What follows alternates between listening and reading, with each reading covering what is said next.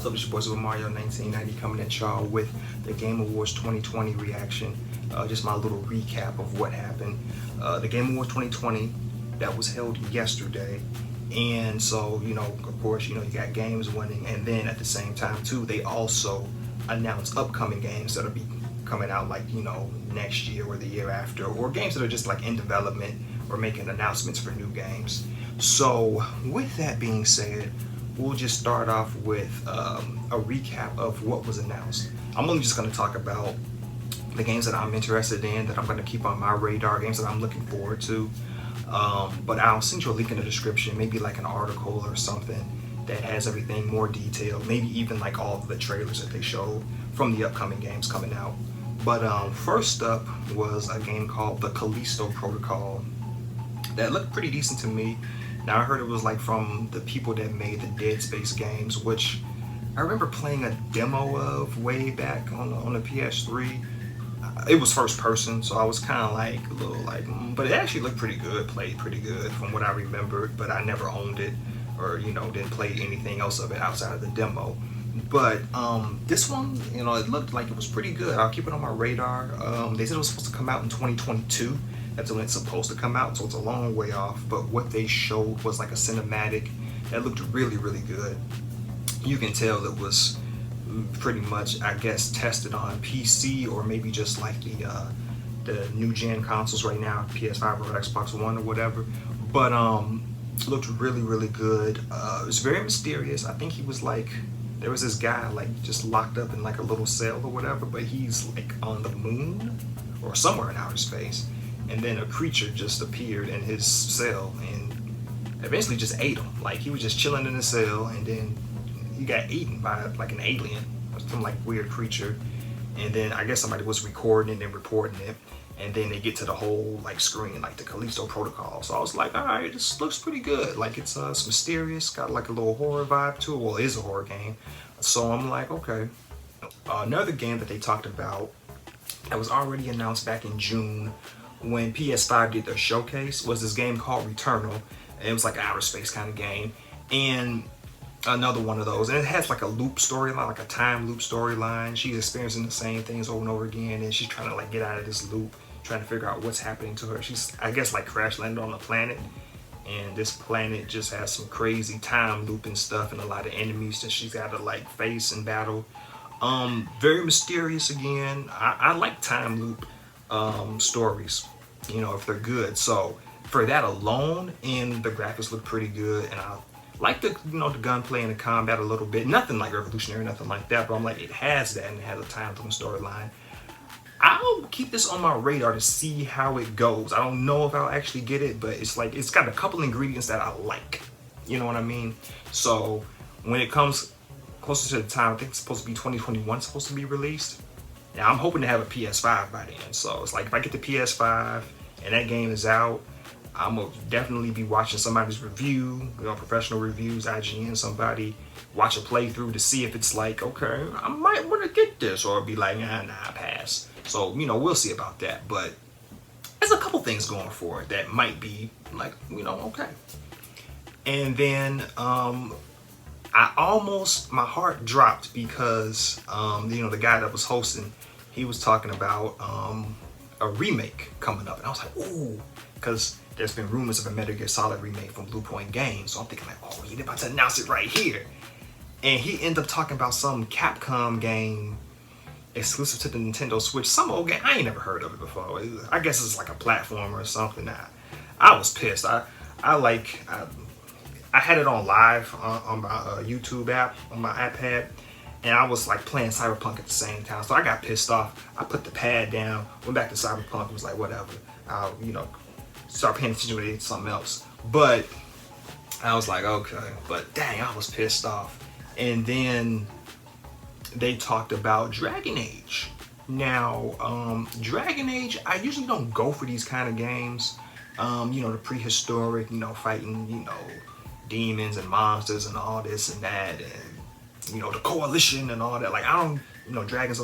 I don't really go for these kind of games, but I did a few months ago. I tried the EA, the Electronic Arts they have this subscription service where they have like all of their games, and you can, you know, play them. You can download them and then play them. It's like $5 a month, $60 for a year, or no, $30 for a year.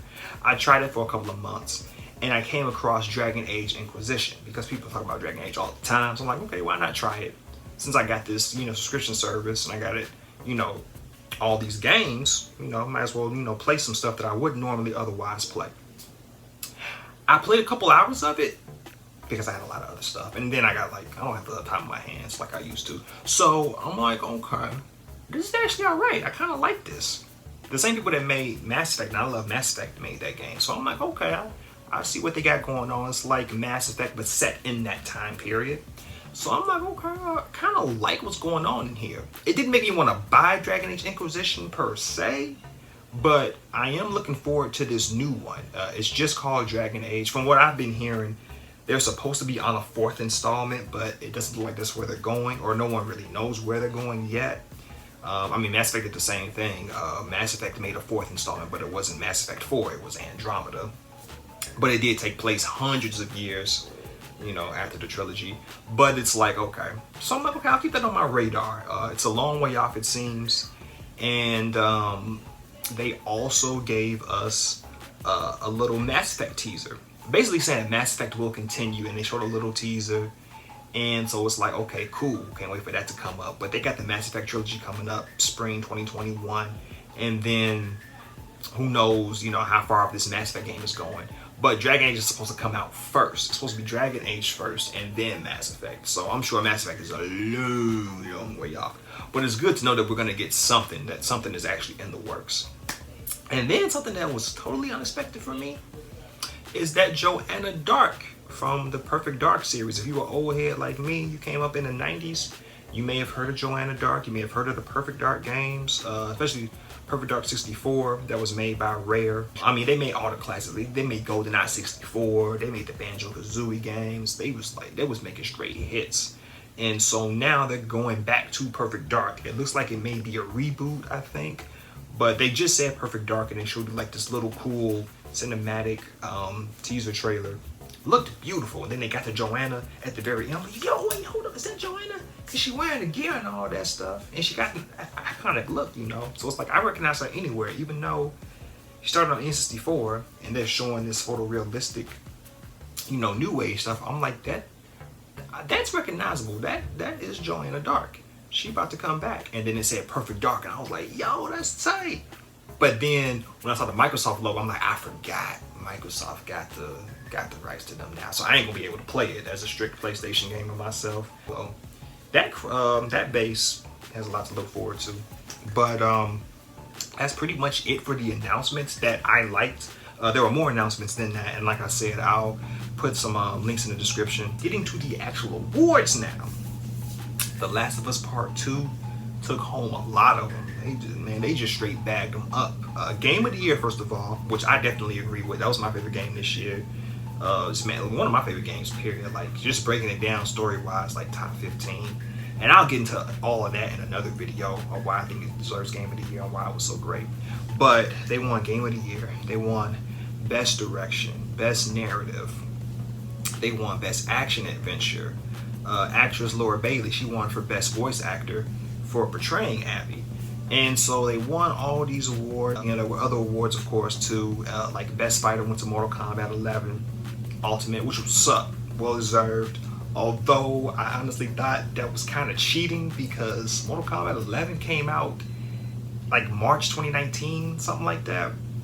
They really shouldn't even been in this award show. I understand that they, you know, are coming out with, they came out with a couple of new additions, but it's like, it's still Mortal Kombat 11. They just added stuff to it.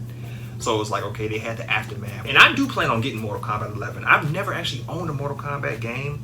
I just wasn't really into Mortal Kombat. I always played it like with friends and things like that. I played a trial of Mortal Kombat 11 and was like, yo, this is dope.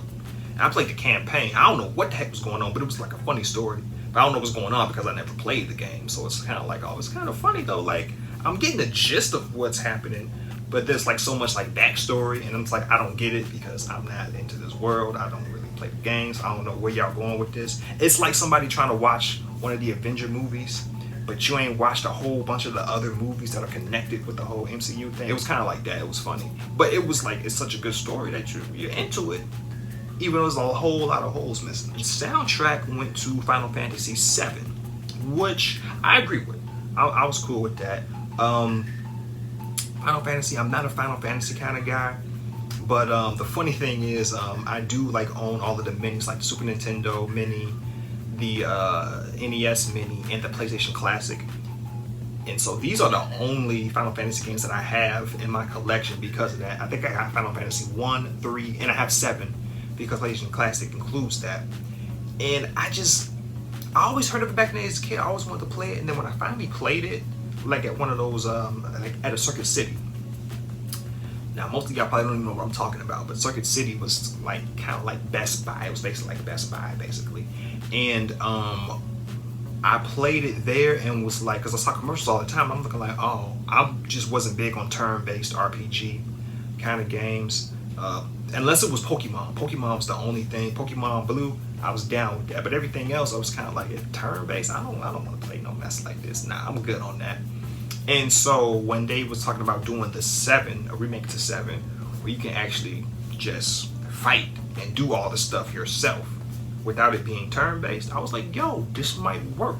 And the main reason why I was like about to jump on that bandwagon was because another game that I wasn't into until 2019 was Kingdom Hearts. Now, I had a friend years ago tell me about Kingdom Hearts. It was his favorite franchise. We were talking about favorite franchises. Mine was Metal Gear. He was, oh yeah, I love Metal Gear, but Kingdom Hearts though, Kingdom Hearts. I'm like, bro, I don't even like that title. It sounds soft to me. And so Kingdom Hearts 3 had dropped or whatever. I'm like, oh, that go that game old boy was talking about. And then demo dropped months later. I'm like, why not? Why not? Download it, play it. Why not? Yo, I loved it. I bought Kingdom Hearts 3 for Black Friday, and I bought the Kingdom Hearts story so far, where it's like all the Kingdom Hearts games ever made. And I got Kingdom Hearts. I got the whole franchise now. I'm like, yo, I'm glad he talked me up on that. I'm pissed I didn't listen to him back then, but I got it now. And so knowing that Square Enix made that game and, you know, made the Final Fantasies too, and that it's not going to be turn-based, you can actually do the actual combat yourself. I'm like, yo, if this plays like Kingdom Hearts 3, I can probably get into this. So I downloaded the demo and it was cool. It looked beautiful. It looked beautiful. And I did remember hearing the music in that demo. The music was really good. I did like the music. I love the graphics. The story seemed pretty good, but the combat was just something that was like, it was a little stiff. It didn't remind me exactly of what was going on in Kingdom Hearts 3. It was like something just a little off to me. And I was just kind of like, yeah, I think I'll pass on that. I ain't gonna spend the money on that. I ain't gonna spend the time. I ain't gonna, you know, expend the HDD space on this. It's just not worth it. I'm good. I'm good. Especially nowadays, I ain't got a lot of time to spare like I used to. So it's like, yeah, we just gonna skip that. We gonna get something that I'm more into and, you know, use my time elsewhere. But that soundtrack, okay, cool. I could agree with that. I honestly wanted Miles Morales to win that one, the Spider-Man Miles Morales. But honestly, Miles Morales, I won't say they got done wrong because I really did enjoy that game. That was like my number 2 favorite game this year. Which, honestly, it would be number 1, but The Last of Us Part 2, because I do go for those more like entertaining, fast-paced, just fun, kind of escapey type of games. But The Last of Us Part 2 just gave us something that I felt was just so unique and different. Like, you haven't heard a story told in that kind of fashion, I feel like. And so it was just something, you know, brand new and unique to me, and it stood out. With that being said, when they won all of those awards, and Miles Morales was kind of like nominated too, but didn't win, I was kind of like, well, I can see why. You know, but when it came to soundtrack, I'm like, if it comes to soundtrack though, I'm sorry, Last of Us Part 2 had a boring soundtrack. It fit the mood of what was going on in the game, but it was a boring soundtrack. Honestly, I'm sorry. But I'm like, I hope Miles Morales win it. But I saw Final Fantasy VII, I'm like, oh, Final Fantasy VII is going to win. Final Fantasy VII did have a dope soundtrack. Square Enix go all out with these Kingdom Hearts, Final Fantasy type of games, these RPG games. They go all out. So I'm like, okay, that's fine. And Miles Morales 2, it came out like last month. It's still really, really fresh, and not a lot of people played it. So it's kind of like it's really a tough spot. You know, you can't win because it's like, okay, these games been out for months and months and months, and people have been more connected to those and this one's kind of new, so it's hard to kind of like, just build up all that love for the game. So I felt bad for them, man. They just came out at the wrong time. But then it was a lot of intense competition too. So even if they did come out like back in May, June, they probably still would have lost a lot of those awards anyway. So, it is what it is. There was Best RPG, and of course Final Fantasy VII won that one too. I don't really get off into that genre, so I'm like, okay, I understand what's going on there. And then they had Best Sports, and I was rooting for 2K21, NBA 2K21. That's been the game that took up about most of my hours, I would say, that and Last of Us Part 2. And Tony Hawk Pro Skater 1 and 2, the remasters for those games, they ended up winning, which is understandable. I'm like, okay, cool. That's good to see that remasters are getting love. Like, an old head, like me, I'm very nostalgic. I love to go back and play older games, and I'm glad when games get remastered or remade. I'm real big on that. So it's cool to see them actually get rewarded for that. And especially as a skater too, like skaters, they don't make these games every year, you know what I mean? It's rare that they come out. They don't even come out bi-yearly. Or wait, I said bi-yearly. Is that even a thing? Biannually. That's the proper term. Biannually. That sounds biological. But that is the proper, fiscal term that you use, biannually. They don't even come out every 2 years. So it's like, skater winning, that's big. And then to be an old skater from back in the day. Like, I played Tony Hawk games. I only owned Tony Hawk. I think it's Project 8, but I got that for free for my PS3. Like, when I first had PS3, I got it for free. And so it's like, before that, I've played the Pro Skater games, like on demos. Like, my brother had PlayStation 1. He had like the jam-packed demos, and so I would play like a Tony Hawk on there or whatever, or I'd be like in a Best Buy or Circuit City. Like the systems would be on display, right? The system would be on display, and then we'll just play, and then we'll see Tony Hawk on there. Like, boom, boom. It was cool, but like nothing for us to like really want to spend our money on or nothing like that. We wasn't really into it all like that. But that was cool to see them win for Best Sport. Art direction went to Ghost of Tsushima, which, I agreed with. That's not my type of game, like I said earlier. But the game did look really good, So I'm like, okay, I can see that. And then there was Player's Voice, which is basically like Player's Choice. It was like your fans picking their best game of the year. Now, me, when I logged in, of course, I picked The Last of Us Part 2, right? And the funny thing about it, you get to actually see like the percentage of where everything is at. They have everything tracked, like how the votes went. And so at the time when I put my vote in, The Last of Us Part 2 had an 8% lead on Ghost of Tsushima. So I'm like, oh, okay, these is head up, okay. Seems like it would be. I saw Miles Morales in there. I'm like, oh, Miles Morales is in there. But they had like 4% when I looked. I'm like, oh, man, that's just sad. They were dead last. I'm like, dang. But the game did just come out, so, and it's a PlayStation exclusive too. So it's like not everybody played it, So I'm like, okay, well, I am going to pick The Last of Us Part 2, of course. And I thought they had it in the bag. I think it was like 2 days left to vote. And then out of nowhere, when I heard the results, they said, oh, nah, Ghost of Tsushima won. I'm like, wait, what? They made it 8%, at least 8%. That's from when I looked at it. I only looked at it when I was about to put my vote in. So who knows how it looked. But I'm like, it was at least an 8% comeback that they made. So I'm like, man, okay, that's impressive. There was this part that really pissed me off.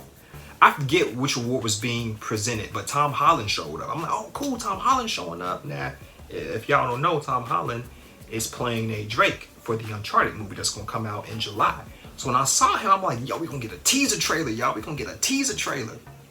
And so Tom Holland come up there and he mentions doing, the Uncharted movie, and that he's in the middle of shooting Spider-Man 3 right now. Another movie I'm looking forward to. Like, that boy putting in work. He gonna have at least two blockbusters coming out next year. That's what's up. Well, pandemic pending. We'll see how the release dates line up, because you still never know with this corona. But anyway, I'm like, yo, he putting in work. And then he just announces Nolan North. Now, Nolan North is the guy who does the voice for Nathan Drake in the Uncharted video game. So I'm like, okay, you're gonna get a guy to announce a presenter to present an award. Why don't we just get to the guy to present the award? What's all this about if we ain't gonna get no teaser? Like, that really pissed me off. And then Nolan North, he just came and he just talked about, he had his little spiel, and then he got to the game that they were awarding. I forgot which category he was announcing, but I'm like, really? Like, I was expecting an actual teaser trailer, like 30 seconds, right? You know, show like some characters or whatever, show like a couple of like little overhead shots of the locations, right? And then at the end, get to like the whole little title, like Uncharted, then play like the Uncharted theme music, dun dun dun dun dun dun dun, and then be like, yeah, July 16, 2021. Like, come on, y'all could have gave us that. Like, 7 months, that is not too early for a teaser trailer. Now, it's too early for a theatrical trailer, I get that, but like a 30-second teaser, you could have gave us that, bro. Like, why you play with our hearts like that? Tom Holland up there for no reason. That pissed me off. But I'm like, all right, whatever. But that was basically just the recap of the awards. That's how it went down. More games won. They also honored like esports games and esports competitors, as well as content creators too, indie games and all of that. But I just went over the stuff that I really liked. But yeah, I will give y'all like a link. But yeah, this was Super Mario 1990. And just let me know like if y'all watched it, because it was actually my first time watching it. I've never watched the Game Awards. What I always do is the day after, or as soon as someone has it, I'll like watch like little recap points on YouTube or IGN or whatever. Like I'll just watch like the trailers that they announce of games that I might be into, of games that sound interesting, and then I'll just like read an article to see who won, like what categories for games that I'm interested in. Like, yo, who got Game of the Year? Because I wanted such and such to get it, and then see if they won or not. So that's what I usually do. So this is like the first time that I actually viewed it, live on YouTube. But like I said though, I was playing Cyberpunk while I was, watching it back and forth. But it was pretty fun. I might tune in next year. It was pretty cool. But yeah, just let me know like what games, like if y'all watched it or if you heard about it or read about it or whatever. What games did you want to win? Did the games that you like won? Did you look forward to any of those announcements? Like, did you like anything that you saw? Or, were you I was anticipating Metal Gear Solid Remake. I was really hoping. So like, did you guys like anticipate like an announcement and it didn't happen, or it did happen? Did something surprise you? Perfect Dark surprised me. I did not know Perfect Dark. I didn't know Jordan Dark was gonna be back for anything. So I'm like, that was what's up. But yeah, just let me know. It's your Super Mario 1990. I'm out. Peace in.